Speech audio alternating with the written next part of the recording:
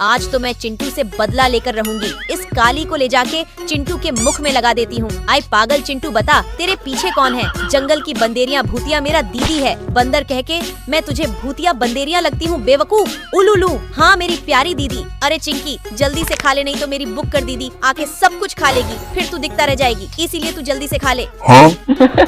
अरे चिंटू, तू तो देखने में बहुत ही अच्छा लग रहा है। ये देख सच्ची मामा। अरे दीदी, तूने मेरी मुख में ये क्या लगा दी? मैं तो तुझे छोड़ूंगी नहीं। दोस्तों आप सब लाइक कर दो।